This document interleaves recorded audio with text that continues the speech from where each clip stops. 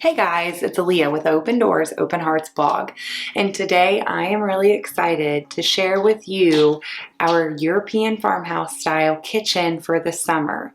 Over on the blog today, I am sharing my favorite functional decor pieces for our kitchen. So on YouTube, I thought that I would share with you our kitchen all decorated for summer, but I have fallen way behind on our kitchen tasks.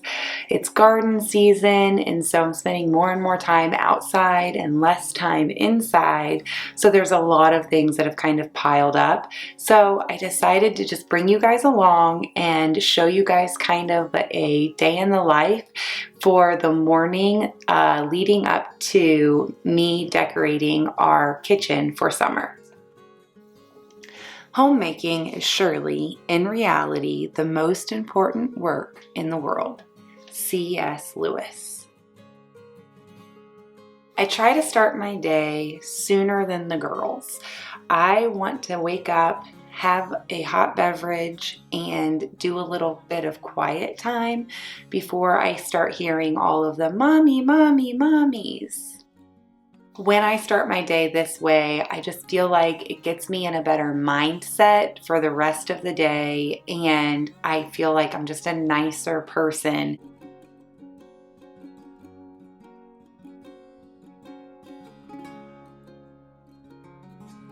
Before we jump in and I start talking about all the different things that we do in the morning, I wanted to let you know that I know that there are going to be some people who are going to see the different things we do in the morning and are going to feel like you 100% cannot relate. Homemaking just looks different for you than it does for me. But whatever homemaking looks like for you versus for me, I feel like there still is that common bond that homemaking is caring for your family and creating a home where they can grow and thrive. When I'm thinking of homemaking, I'm thinking about the tasks.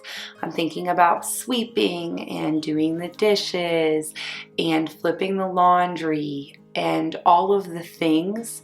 But I think that if you can look beyond the individual tasks and see to the core of what homemaking is, then you see that regardless of what you do for homemaking versus what somebody else does for homemaking, there is still that common bond. After breakfast, it's time for everyone to do chores. So the girls know what their chores are every day, and they go start doing their chores. And as long as I did a good job and woke up before the girls and got ready before the girls, then I am ready to immediately start my morning chores.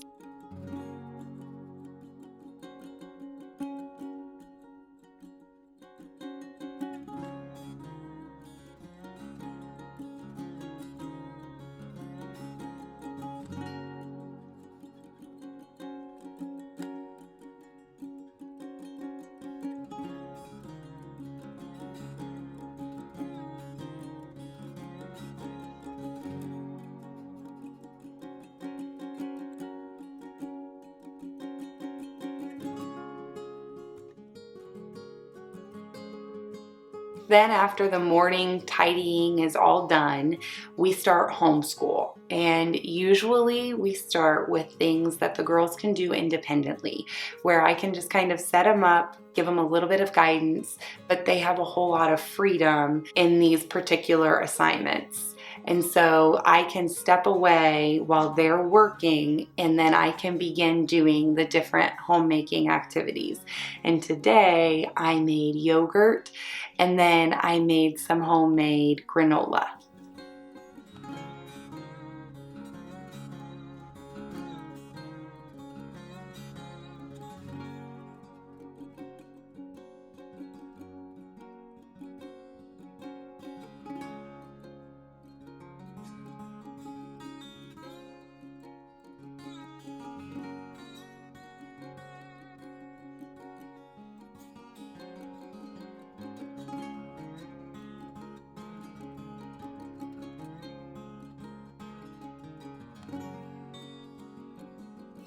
One of my favorite parts of homeschooling the girls is that while I'm working in the kitchen and they're sitting over in the eat-in kitchen area, if they have a question or if they saw something or learned something or did something that was really exciting to them, they'll always come running into the kitchen. Or, you know, if I'm into the laundry room doing laundry, they'll come run down the laundry room and they'll show me their paper, show me what they did, and it's just really cool to be there while they're doing their different activities, even though I'm maybe not sitting right there.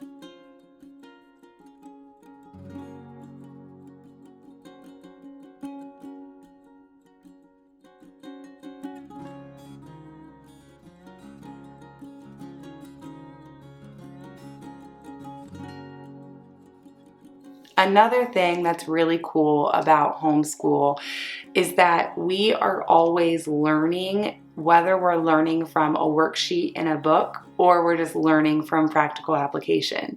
My girls, from baking and cooking with me all the time, already know different fractions. So that's just one example of some of the really cool ways that homeschool actually enriches more than just their traditional learning experience. It's just a really exciting and fun thing that we get to do together as a family. And the other thing is that's really cool is there are different things that I learn, like in our different science units. There are things that I'm like, whoa, I had no idea about that. We were doing a unit on ponds, and I learned about mayflies and cranes and just different things, and it was really cool to learn together.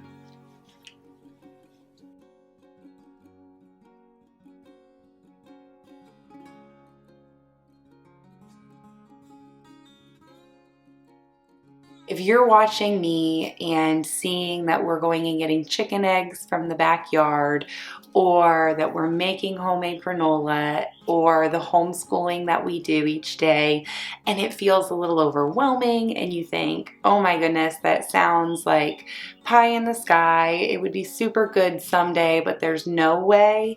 I just want to encourage you that I did not wake up one day and just start doing it all.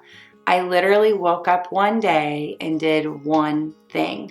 And once that one thing became normal and natural, I did another thing. Like, I did not grow up in a home where cooking from scratch was the norm. We often ate from boxed goods. We always bought things directly from the grocery store. There was no going to the farmer. There was no going to the backyard for eggs. That is not how I grew up. If this is a lifestyle that you're curious about or excited about, I just don't want you to feel discouraged, and I want you to know that you can absolutely get where I am and even go further than I am if you just take it one day at a time, one step at a time.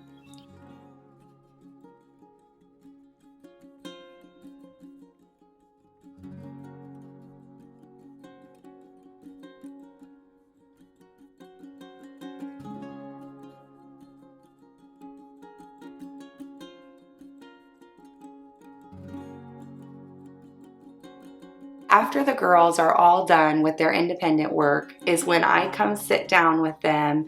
I pause whatever I'm doing and sit down, and we start working together on whatever the assignment is. And I will say that this is by far my favorite part of every single day. Ready? She can go. She can go to the. She can go to the Hot. Very good. Okay, so let's get your sticker. Once we wrap up all of our homeschool activities, the girls will often go take a break, and on a nice day like today, they'll run outside and go play for a little while I finish up whatever it is that I'm doing around the house, which for today ended up being yogurt and granola. And then I'll make them lunch, and we all today went outside and just enjoyed a nice day outside eating together. This is also the point in time in the day after lunch when we have quiet reading time, a little bit of TV time, and nap time. So that is usually the time that I use to decorate the kitchen or the living room or whatever it is that I'm doing, because I'm generally not disrupting any playtime, or playtime is not disrupting my cleaning time. So I'm able to kind of have some focused time to think about how I want to redecorate or reorganize the space.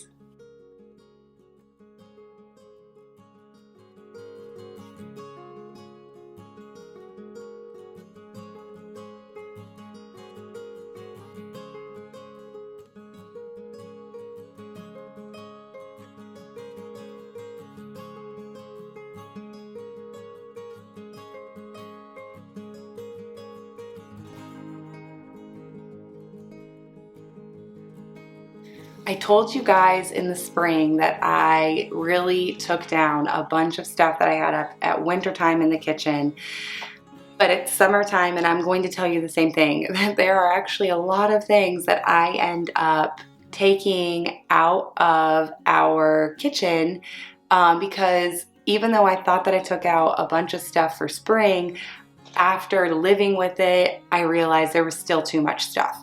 Some of it was just new habits, like we don't need the coffee maker and the frother out on the counter anymore because we're now drinking the dandelion root tea or coffee. I don't really know what it is, but all we need is boiling water for that. So I went ahead and I took the coffee maker and the frother and I put them away, and we'll keep them for nights when we are hanging around the fire and we want to have a cup of decaf coffee, or when we have guests come over who love coffee, but just for the everyday we don't need it, so I got rid of it.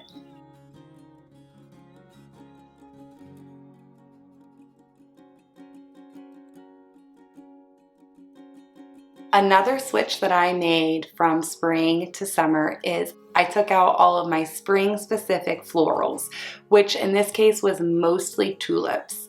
I did leave those pretty white flowers from Hearth and Hand up in the clear vase on the top shelf of my open shelves. I really like how full they are, and I love just the way they look up on that top shelf. And I can't do anything on that top shelf like functionally because I'm not tall enough. So it's a perfect place to just put some pretty flowers that are good all year long. Another thing that I did ultimately decide to put back into a cabinet was the coffee mugs. I originally was going to continue to try and look for white or clear mugs for the spring and the summer, and I just keep not finding mugs that I'm willing to spend the money on. Now, I do like to spend like 50 cents to $1 at the very most on a mug. I'm generally more in the 50 cents range, but so that may be my problem, but I do not want to give in on this. So I just decided to put the black mugs away for now.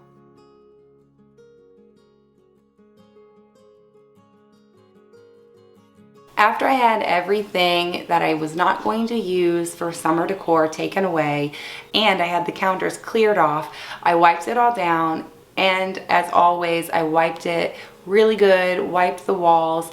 I did not bother with the shelves this time. I feel like it was just a couple months ago that I really did a deep dive on the shelves. I felt like they didn't need as deep of a clean. Now I'm gonna be honest with you. Usually I do all of my decorating and like my trial and error time without the camera rolling. I usually will try and figure out how I'm gonna decorate a space, and then once I have it figured out, then I turn the camera on and show you guys what I came up with. But I thought it would be kind of fun to show you guys all of the trial and error that I go through before I figure out how I actually like it. I know that it's really easy to look at a magazine picture or to see something on the internet and think, oh my goodness, they did amazing, and they obviously just came up with that idea and did it. And while yes, sometimes absolutely it just inspiration hits and you think you're a genius, but a lot of times homemaking, decorating your home the way that you feel is good for that season, it is trial and error. It's putting it up on the shelf, it's stepping back and being like, no, that's not the way I want it to look, and walking back to the shelf and rearranging.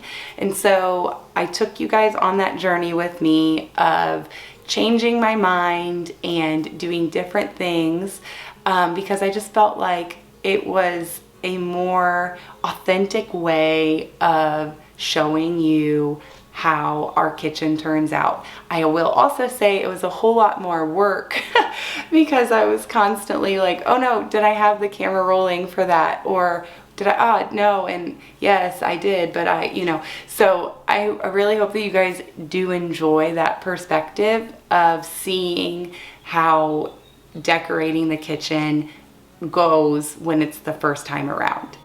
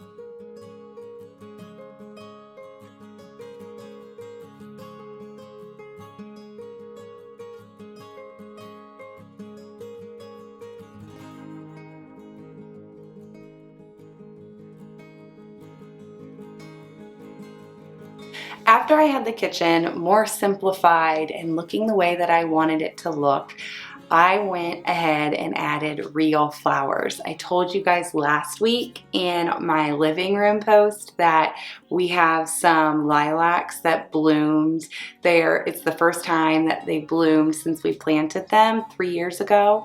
And those are like the big lilacs, like the ones that get like 15 feet tall. We planted those. We took shoots from my husband's parents' house and brought them down here. The flowers that I decorated our kitchen with today were our Miss Kim lilacs, and we've had those for 2 years. They're not quite the same as the big lilacs, but I will say they smell just as good.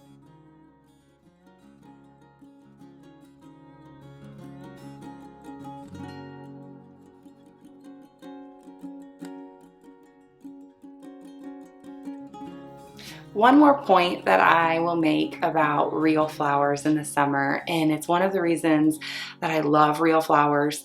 If you look at a lot of my flower arrangements and things where I'm using real flowers and not stems with wires, they do what they want to do, and they don't do what I want to do.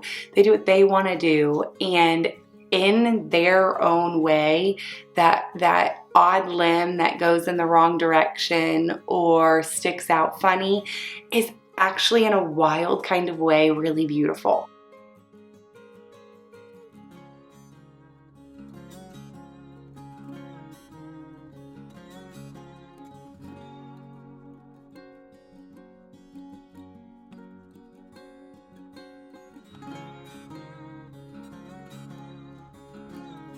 I hope that you enjoyed watching a morning in the life and watching me decorate our kitchen for summer. If you are new to my channel, I hope that you hit the subscribe button down below, and I will see you next time.